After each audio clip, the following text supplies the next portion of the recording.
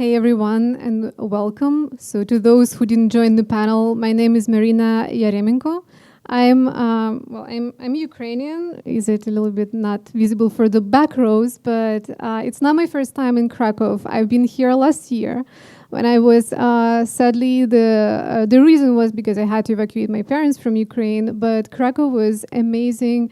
People that we met here, they were so welcoming and they really helped out to my parents. So I just want to say thank you to anyone who is from Krakow and people from Poland who are supporting Ukraine, and you are in our hearts. Thank you.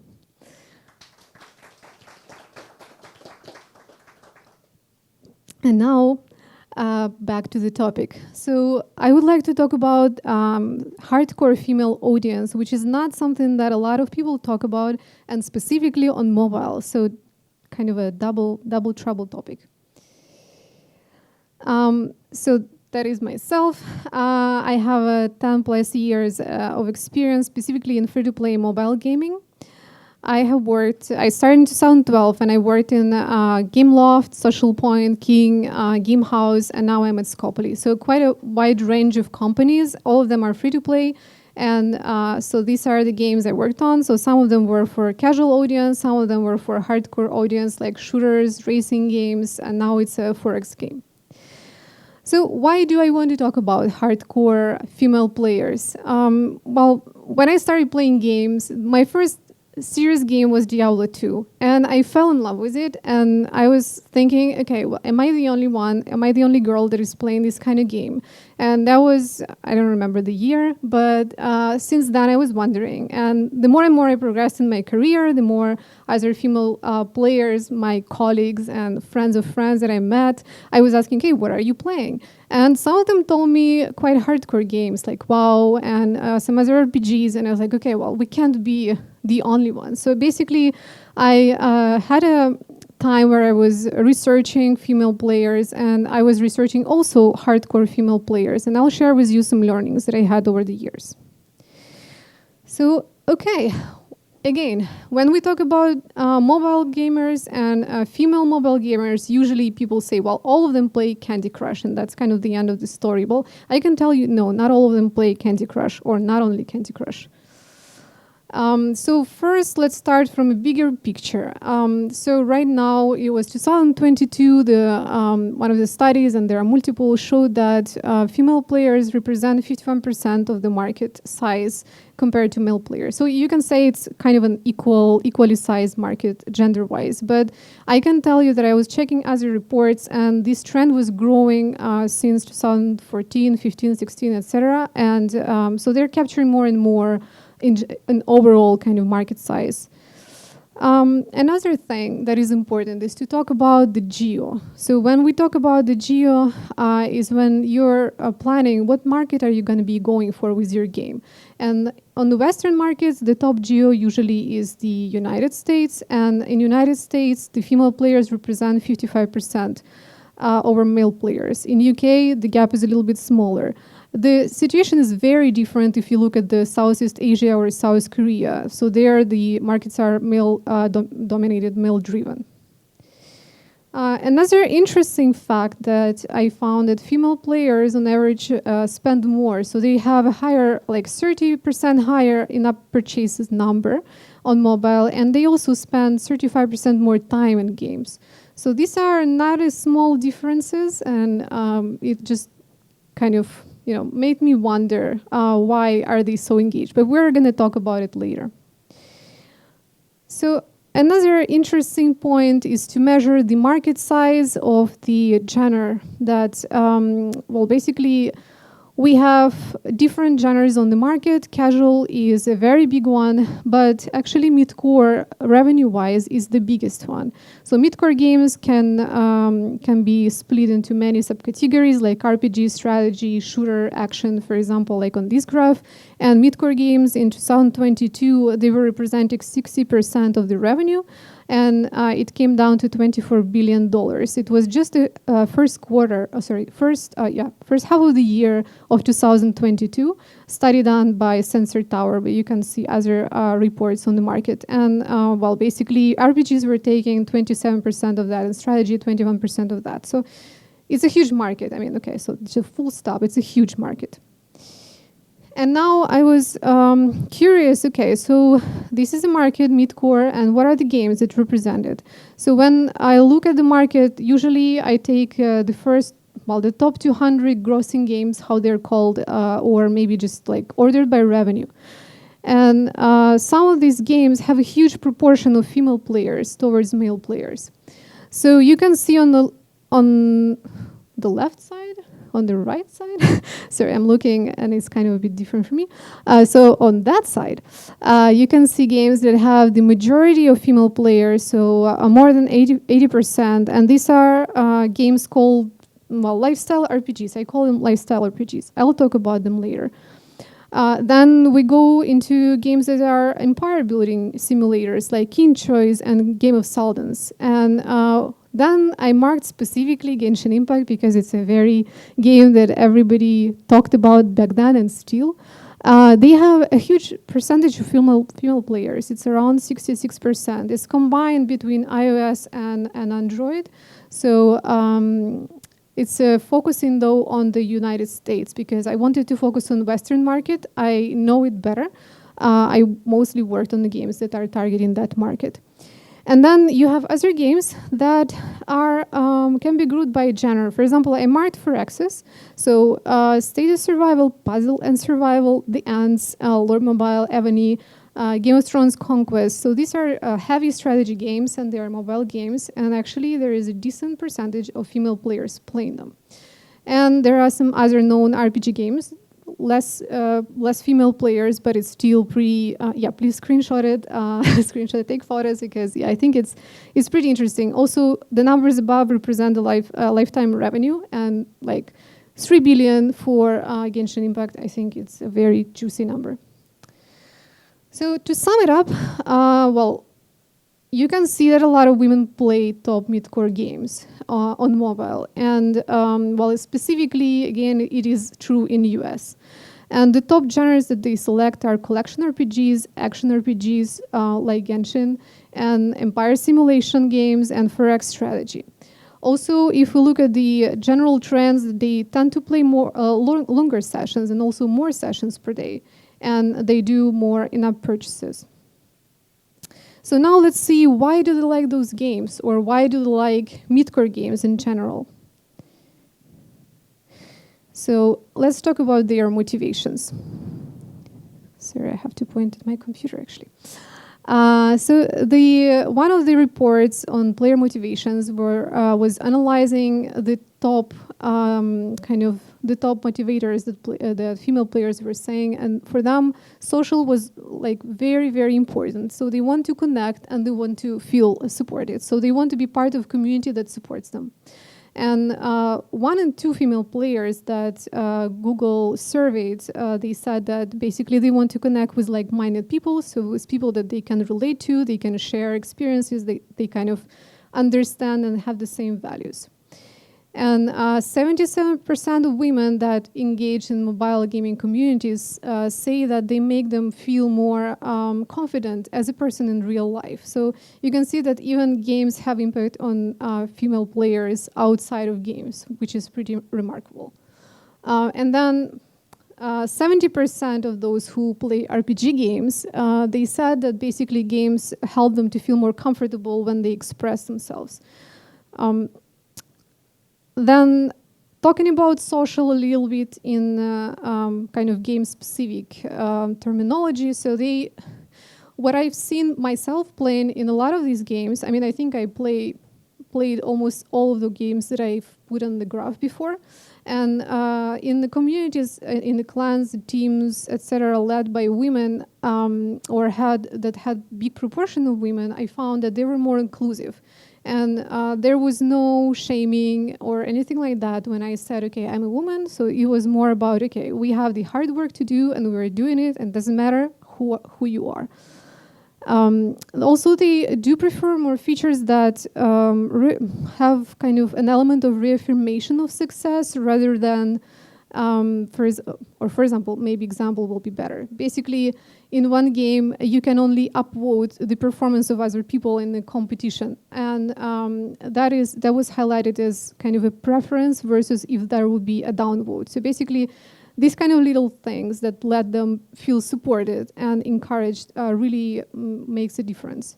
And if they are engaged with the team, with the social environment that they have in a game, they're willing to be mentors. They're willing to spend a lot of time mentoring others and also to lead some teams.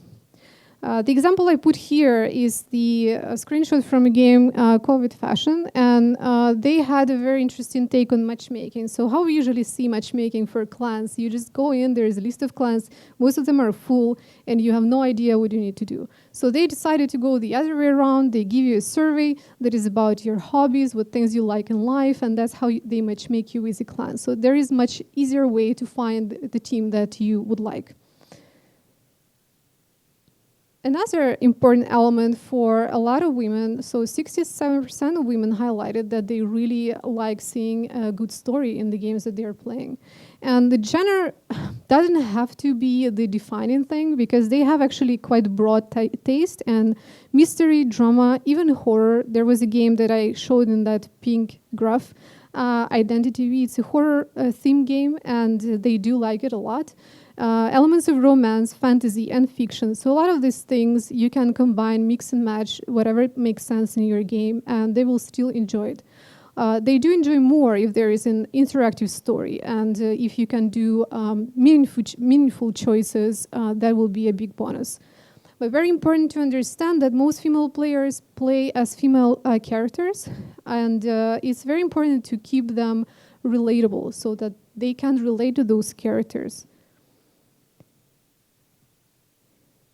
Another important element is the customization. So women seek self-expression through customization, and you should definitely make it pretty. Having customization of your character is important, but also place inclusivity at the core. I will talk about the other side of inclusivity, and you'll see what I mean here. Aim for variety, aesthetics, and quality of materials. I mean, I think technology right now allows you to do, even on mobile, allows you to do stunning and breathtaking materials and shining effects and everything. I mean, try it out. Women will definitely appreciate it. And have decoration of the room or little elements of decoration that you can find in the world of your game, or even decorate clan houses. I mean, clan houses is something not a lot of mobile games I've seen doing, at least in the West, and I think it's a missed opportunity. And definitely do pet costumes. I mean, come on, more pet costumes. Fighting the frustration in games. So that is less of a pleasant topic for a lot of game makers, and well, let's see why. 60% of women who play on mobile feel that less than 1/3 of games are created for women. There are many reasons why they think that, and some top ones are over-sexualizing female characters or clothes.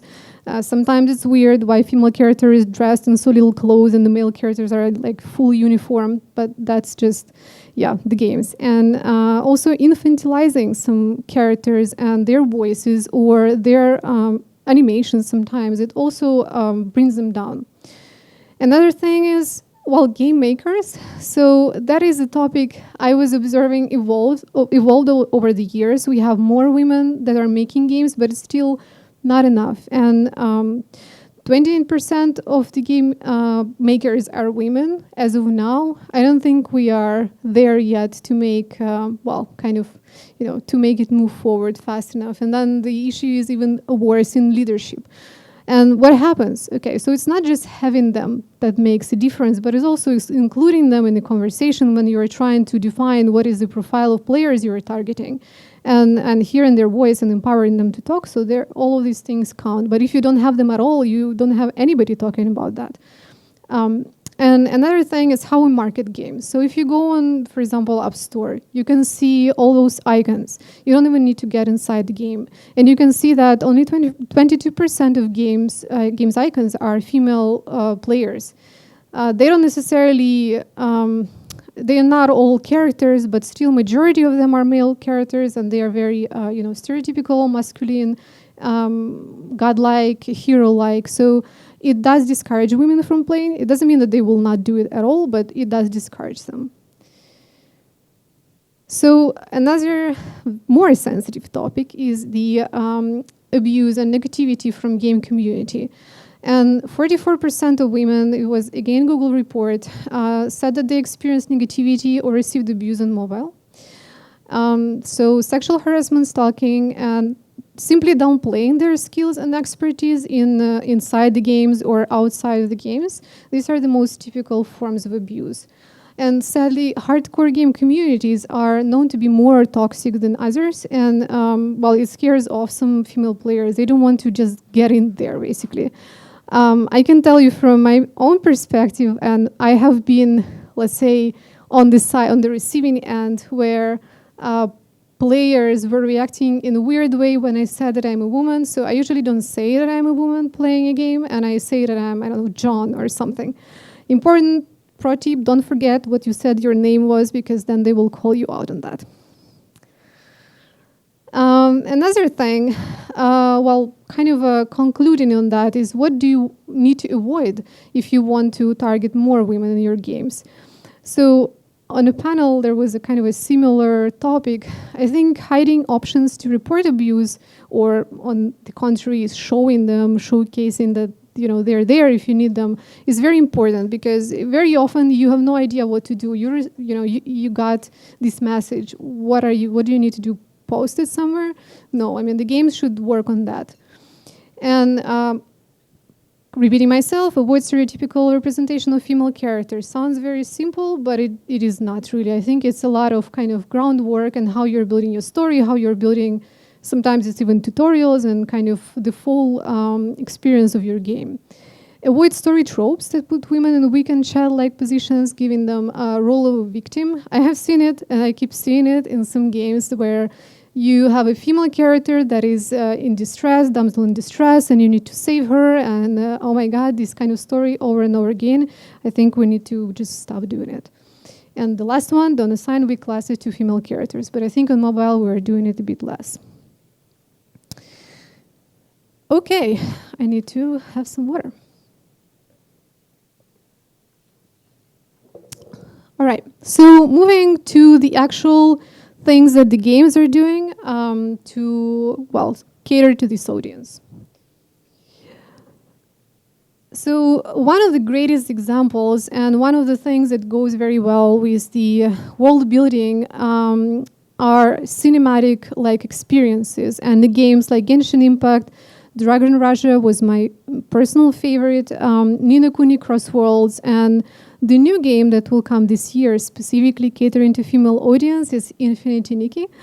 So all those games have, they are doing a very different take on how you present your world to the player, and these kind of experiences where the story is unraveled in such a way that you feel like you're part of a movie. And I think this is an amazing, it is not a cheap thing to do, obviously, but I think it's an amazing thing if you can.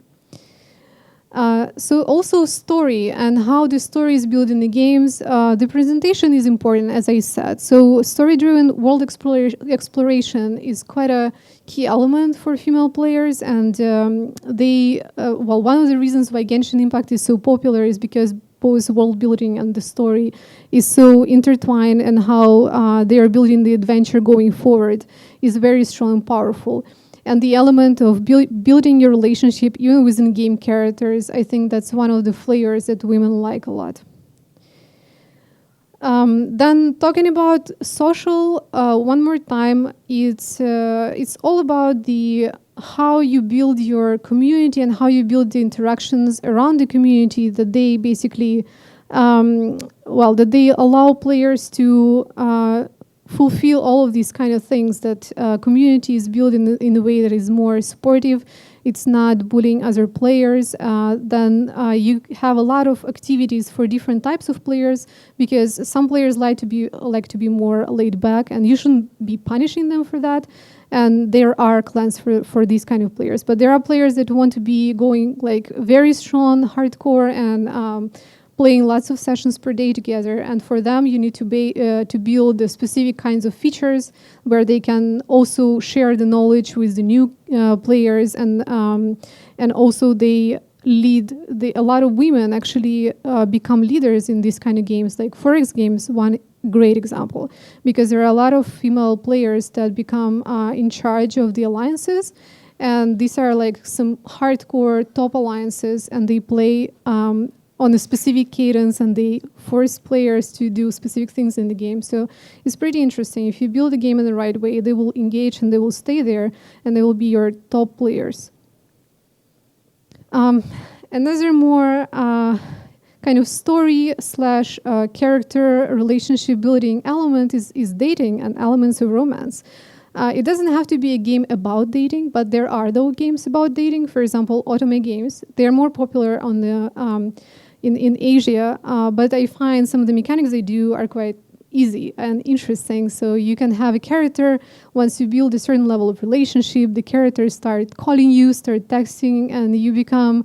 It's a very different way of presenting the story and the world, and a lot of women enjoy that. Some games are going more along the core content, how they're building the story. For example, Time Princess, they make a relationship core part of all their stories, and you can build relationship with a new character every time you pick up a story, and you can end up with a lot of dates, and that's another way. Or MMO games are giving even extra dimension to it, where you can get married with another player sometimes, or a character.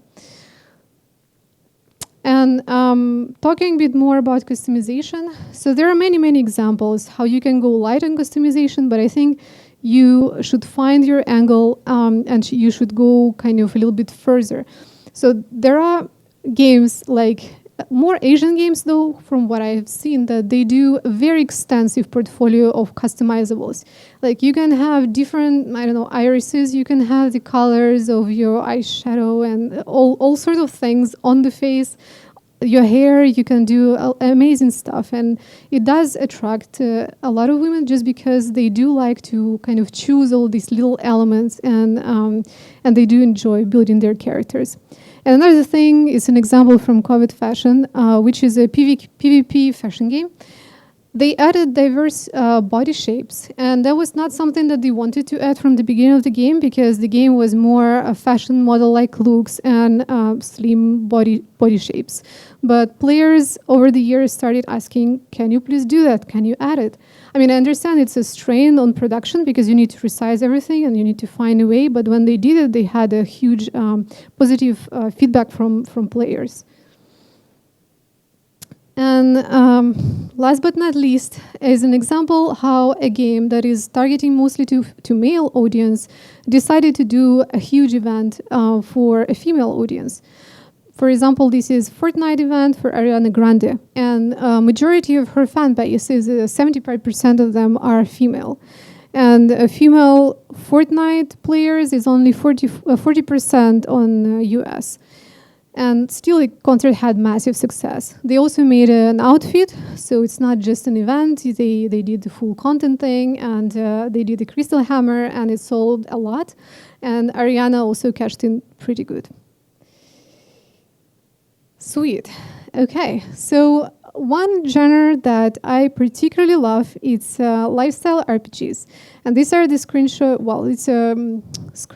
images from the 3 games called Miracle Nikki, Shiny Nikki, and Time Princess. So all these games, okay, I think all these games were created in China, but definitely Miracle Nikki was published by Tencent and Time Princess by IGG. And their total lifetime revenue is 688 million, which is big. They did become popular in US as well, and I'll show you the graph later. So all of them are close collection RPGs, and they are RPGs. Time Princess also added an element of story, and basically they created a little bit of a mix of episode-like game and an RPG. So lifestyle RPGs closely follow mail-driven RPGs. So the abbreviation Star Wars Galaxy of Heroes and MSF is Marvel Strike Force. So these are the top US games. And this graph represents revenue per download. So you can see, of course, I mean, the MSF is going like skyrocketing. But you can see that all these three lifestyle RPGs, they are kind of closely following Star Trek, Star Trek's my own game. No, Star Wars, and they are actually outperforming all the typical female games like Covet Fashion, Harry Potter, and Kim Kardashian. I mean, there are more. You can always put more, but it's just illustrating the idea. So one thing that stood out for me, and this was their also marketing angle, is to show these amazing outfits. So the outfits are, well, the style is completely different.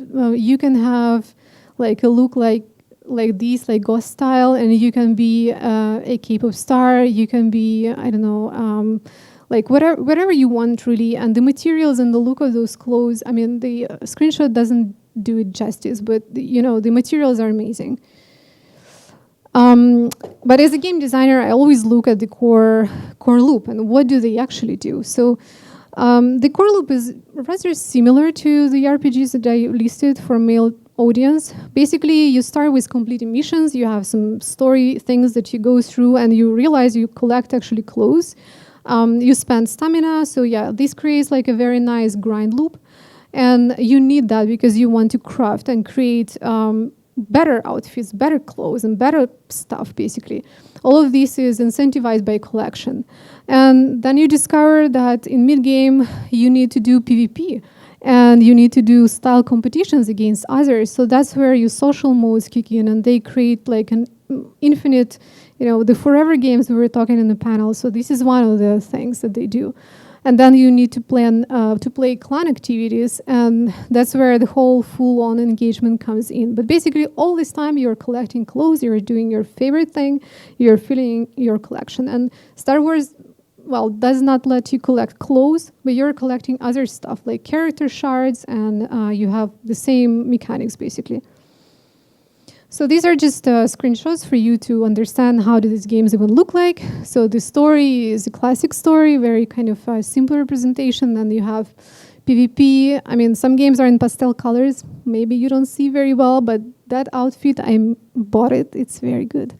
Then you have crafting, and you have collection. You have relationship building with other characters. And you also have pets, which is kind of a side loop.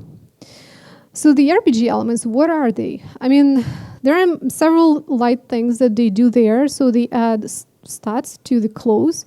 They add tags, which are filters basically, to say, you need this in this mode. And basically another dimension of that is rarity. So you need more rare clothes, like more rare. The top rarity clothes with specific tags and then with specific stats to win. And that becomes very complicated for you to grind, and some clothes you need to grind like for several months. And then on the other side is a relationship. It starts as a nice story. Oh, I'm flirting with a character, but then you need to flirt, I don't know, 20 more times to get to level 10 because you need that character of that level. And last but not least, monetization. And monetization is largely done through gacha. So basically, they, of course, want to sell those clothes and those amazing outfits. So they do drip I don't know, one every 2 days. You have a free drop, but you're not interested in that because you'll have to do it for 1 year. So you'll have to spend like around $800 to get one outfit. Sweet. Okay. I'm doing really good on time. So I wanted to give this talk also because I was working on one of these games, or let's say I was researching all of this, and it got me thinking, okay, maybe I can build a game of my own. So this was one of the games from my previous company, and I didn't say that before. Now it's not too late. So it's my personal perspective on how the development went. I'm not representing the company perspective, so just bear with me, but this is my analysis of it. So we did actually a lot of study before because we wanted to target the audience that was younger than, than the kind of typical audience that mobile games target is millennials. Like on average, most games do that. We wanted to have a bit younger audience, and we didn't have anyone in the team that represented that. And obviously, that was the audience from a Western market. And we were even further from the US kind of mentality. So we needed to understand their motivations, what is their day-to-day routine, and all the kind of things, basically. And on the other spectrum, we wanted to know what are the games that they are playing now. And these are just some examples that we went through. And by analyzing, I mean like playing for months to understand like really what is hooking them in those games. Another thing that came out of it was proto-personas. Maybe some of you are familiar with the terminology. Basically it is one kind of reference point for the team to understand who you're building for. And that was an example that came out from one report that Liquid and Grid did. That was a very good report on RPG personas. So basically, we identified what are the kind of values that they have, what are the motivation to play, what are their games they're playing, and what are the reasons that make them continue playing. So from that, in the simplified versions, these are the game pillars that we came with, and we wanted to build an RPG still, but the core part of it was the story and interactive story. So interactive story would allow them basically to build the relationship with their characters however they want. We gave them a decent amount of meaningful choices and choices of the characters as well. Then another point, we wanted to really make these characters diverse. So basically many things. So you can do it through the story itself. So their preferences, even their sexual preferences, their life values, many things, but also how they look. So body shape, skin colors, etc., etc. Another thing we saw that this audience is not really compelled by your average looking game. So it has to be kind of new and fresh and edgy and popping colors and things like that. So we needed to spend a lot of time identifying our style. And then it was still about customization. And the one part that we wanted to make sure that they love customization, because all these 3 games that I presented you before, they're done by Chinese companies. So the customization is beautiful, but there's a lot of vibe of Chinese culture and history and doesn't necessarily resonate with all the US players. So we wanted to kind of get that out from our game and focus on this audience. So these are screenshots of the alpha. So I understand the presentation was amazing, but these are maybe a little bit rough screenshots. But these are public images. So basically, we went with the first kind of alpha launch, and this is just representing the core loop, like the story, the customization. There was an element of fighting. I will talk a little bit about it. And then the character and relationship building was, the main kind of focus for us as well. I want to share mainly the learnings from it. And the first learning was assess capacity early on and scale the team. So it happens, as you know, when you build a game, you are not always 100% prepared, because if it's a game that your company have never done before, you have never done before for that matter, you cannot anticipate everything. So all the crucial hires that you need to make, and at what point do you need to make them. So one thing that we had to rethink was the art pipeline. We decided that it was better for us to go for 3D. And there was a lot of reasons we wanted to do. We thought that the customization will look much better in 3D, and you can do the kind of full turnaround thing. And we wanted also to integrate this in different parts of the game. We want to reuse character archetypes, etc. But we wanted to make it a little bit more edgy and interesting for this audience, so we decided to stylize it, and that's where we spent a lot of time doing that. So my advice, definitely, if you don't know how to do it from the get-go, or you don't have it very clear in your mind, probably think on some other way. And then clothes style. So there is one thing about hiring right people for this. If you want to do customization for a female audience, you need to really understand and know how to build it. And we had good references, but we were not able to reproduce it very well. So we spent like maybe more than a year looking for the right person. And when we found her, she was super spot on with everything. But yeah, I guess that's some kind of prioritization and how and when do you time your hires. And yeah, if you're short on developers like we were, think of cutting some stuff. So we did cut a lot of stuff, but we still saw the game as kind of an ambitious project. And we weren't able to do a proper combat. So that was one of the things that we struggled to do for, well, at least a year. And we had to scale our dev team as well. And once we hired game director and art director, we had like more than a year without them, but once we hired them, like the processes went so fast. It was incredible. So yeah, do the right hires in the right moment. That's important. Focus on deliverables. So that was one of the things with the hires and the team scaling. 5 minutes. I thought I had it better. Anyway, so deliverables are quite important for you, and especially if you want to do multiple playtests. I'll go to playtests because we did 3 playtests where one of them didn't have the full core loop.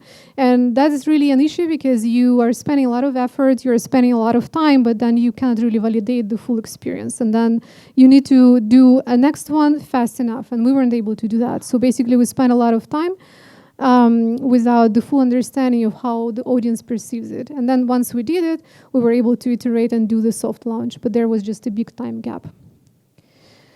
And the last kind of silver lining from that is we, after all the playtests in analysis that I wasn't able to showcase there, but I can just tell you that players really enjoyed the elements and the level of how did we try to incorporate their motivations in the dress up and dating and the story.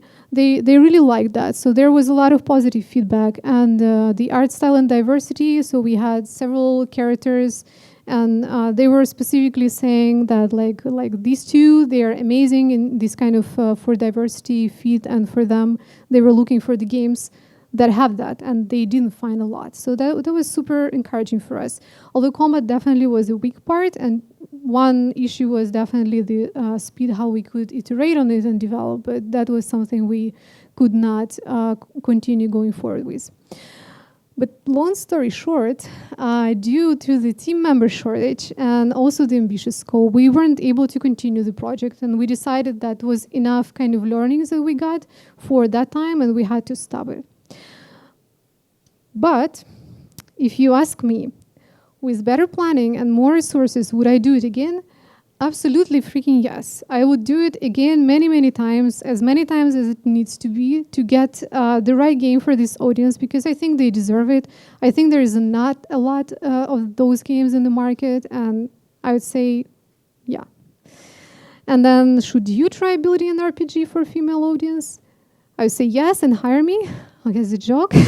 I'm employed, but yes, I think that you should try. If you have resources, if you want to try a new audience that your company is not typically going for, I mean, you saw there is a potential money-wise. You saw there is a potential size-wise. So, yeah, I would say definitely try it.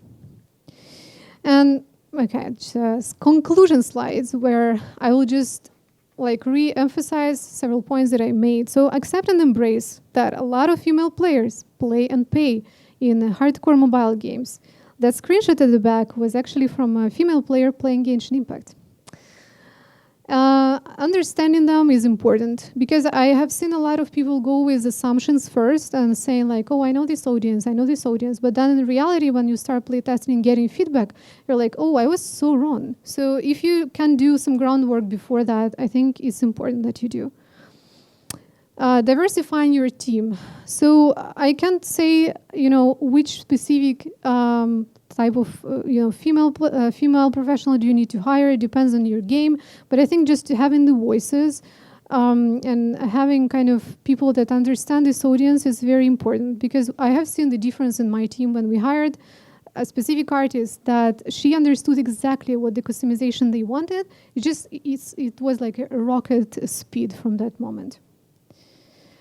And build the game for them. I mean, yeah, This is actually the screenshot from the Infinity Nikki. That is a game for them, and for me, I'm gonna play it.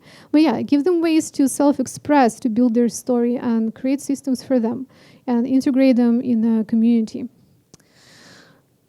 So that's it. Thank you so much.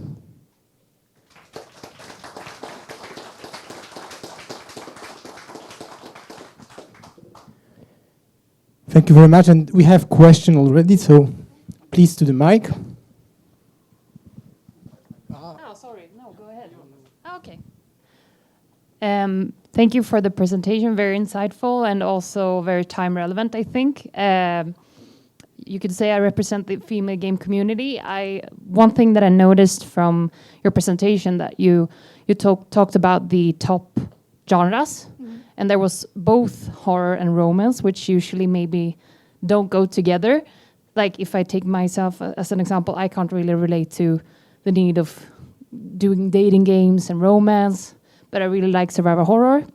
Do you see there also being subgroups of female gamers, or do you see them tapping into all of these areas? Do you have any insights there?